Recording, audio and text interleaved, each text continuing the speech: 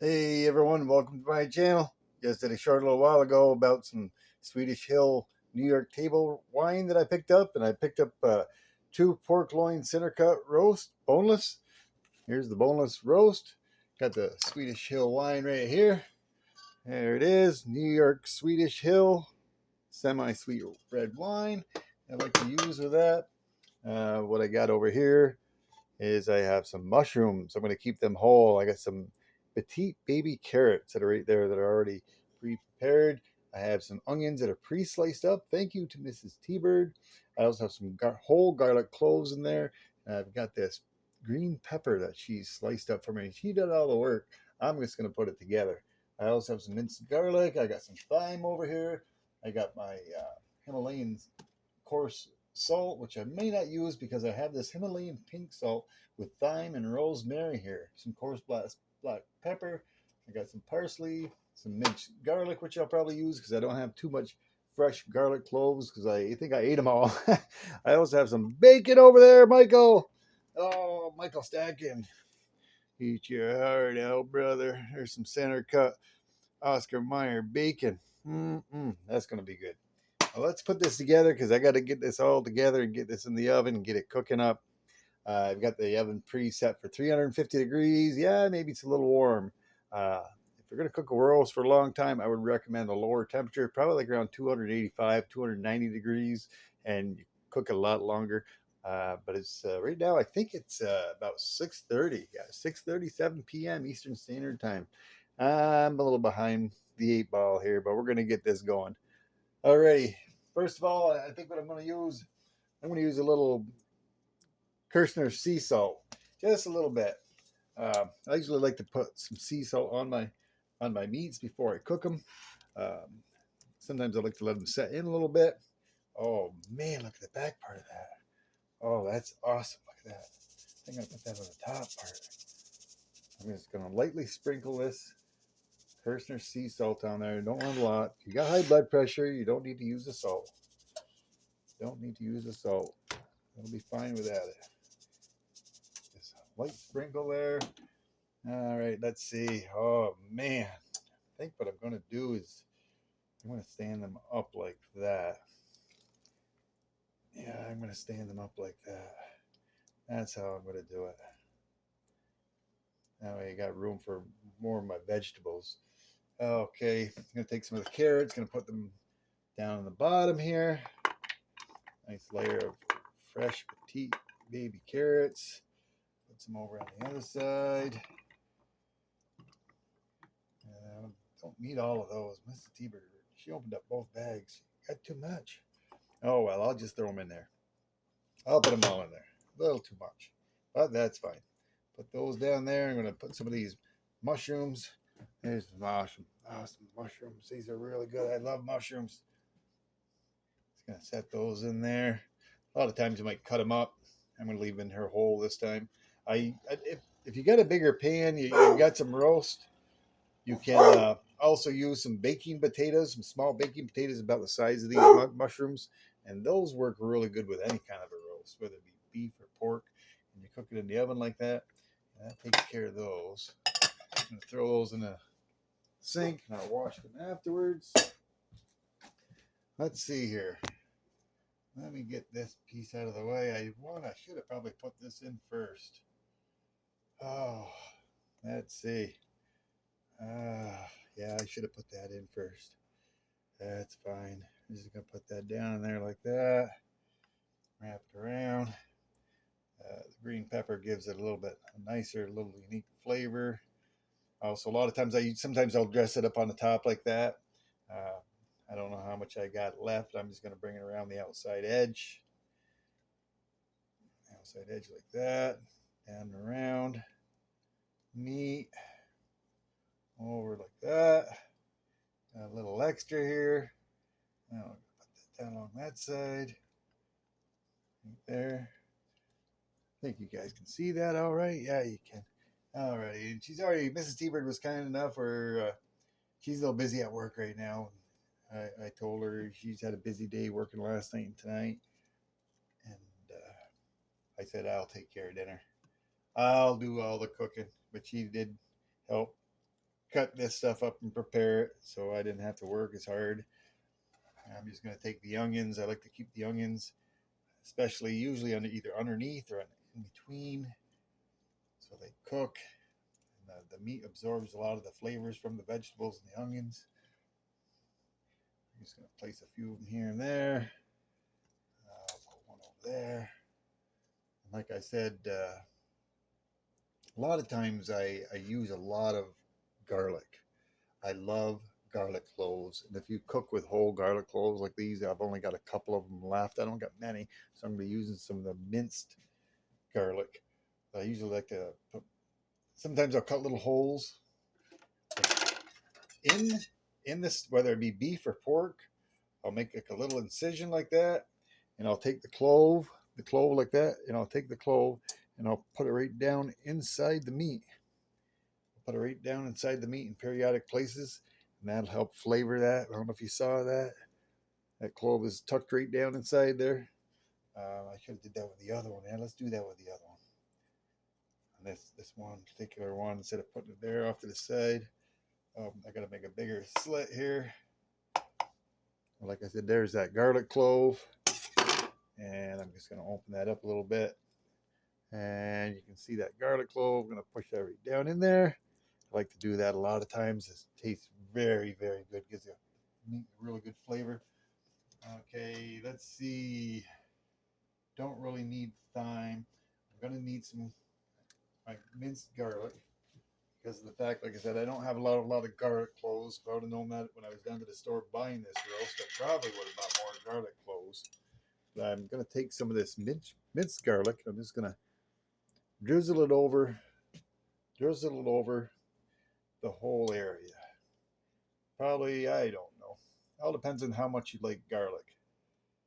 But it's different when it's cooked. I'm already on to my third. Put some in there. On the side. Like that.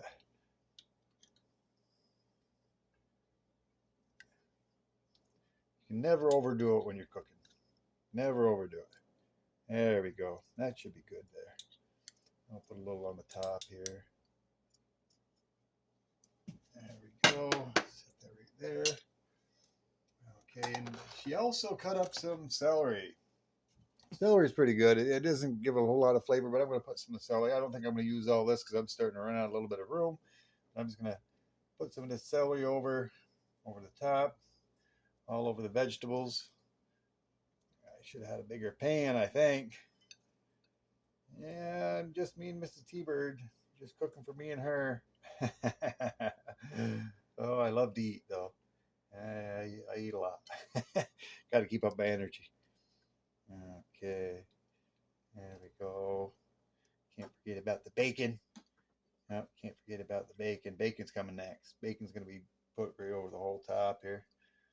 There we go. A little more in there. A little more in there. Okay. Set that off to the side. Don't need all that. And I'm going to take that center cut bacon. Oh, yeah, brother. I don't know whether I go that way or that way. I'll probably go with it. I'll go with the grain. Take the center cut bacon and just lay it right over the top. Oh, wait. No, not yet. Not yet. I forgot one item that I wanted to use because I wasn't going to use the thyme because I do have this Himalayan pink salt that has rosemary and thyme in it. It's in a grinder. Right over the top of all this. Himalayan pink salt with thyme and rosemary.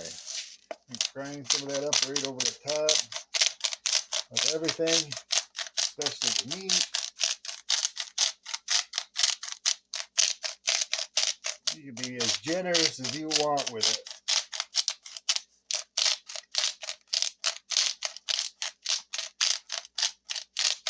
There we go. I think that's good. Okay, now we can put the bacon on. Here we go. Just set up with some bacon. Here over the top. I'm going to kind of overlap it as I go.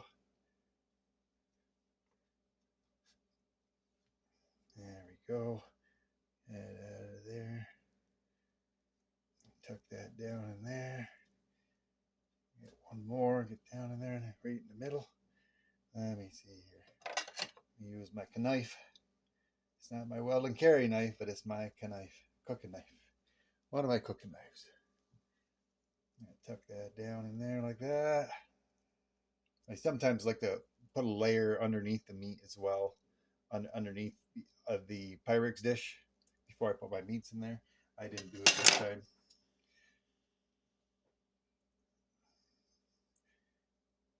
I'm going to try to use this whole pound of bacon here. This is going to be real good when it comes out. This will help. It'll give flavors to the pork roast, and it'll actually help hold in a lot of the moisture. There we go. A couple more pieces here. Okay, let's see if I can't get that tucked down a little bit. Oh, this is going to be a longer video than I thought. Mrs. Ebert said, "Man, you can do your short." And I can see you're going to do it a short with me putting this all together. It's going to be longer than a short. Let me put another piece over here off to the side. Get it down in there.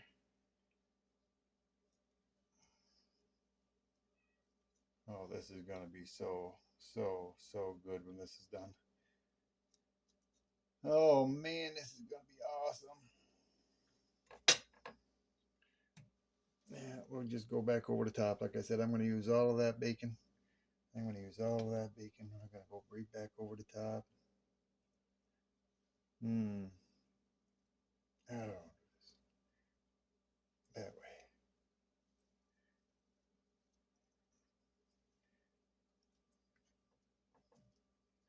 A couple more going this way. Two more slices.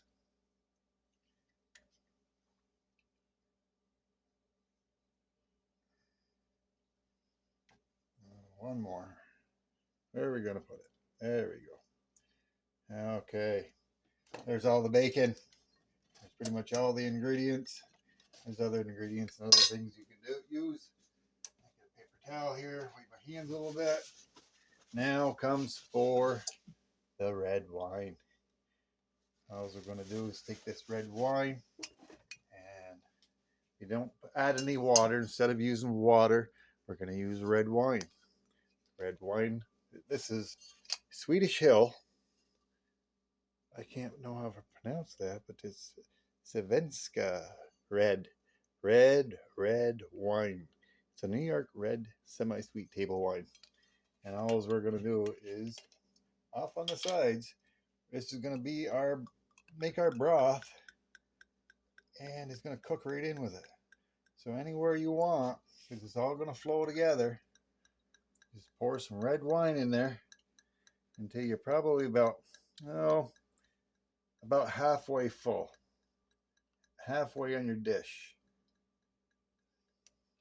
just so it gets all over. Just pour. You don't want to pour it directly on top because you're going to wash away all your seasonings that you put on it.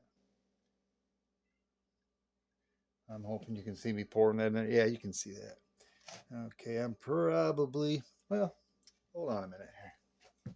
Oh, I got it. Oh, here we go. Yeah, I'm going to pour myself a glass.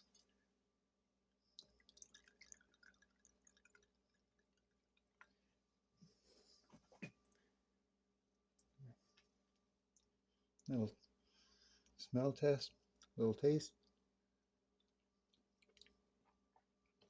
Rinse it around my palate a little bit. Cheers, everyone. Oh, that is so good. That is such awesome wine.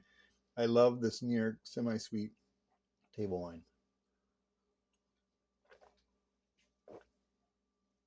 Oh my, is that good.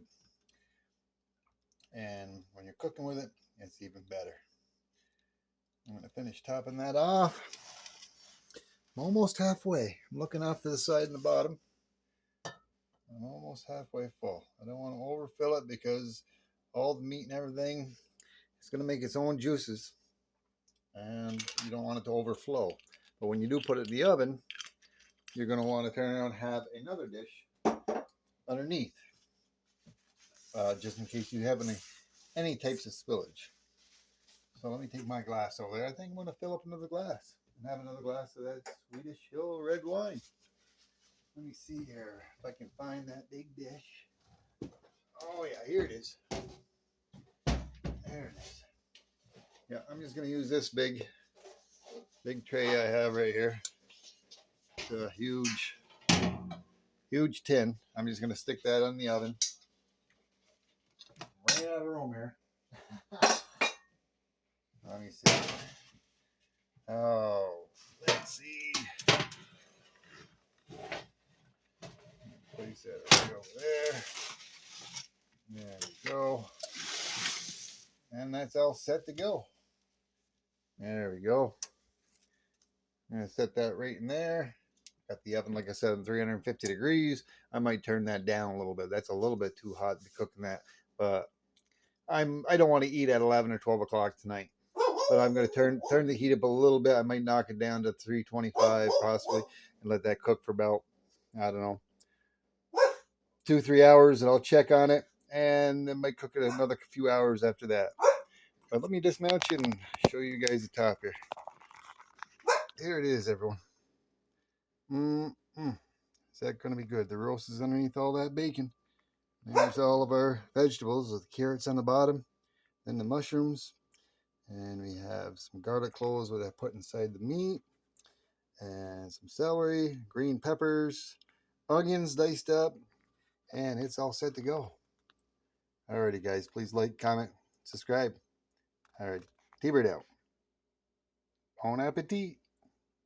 Bird's the word.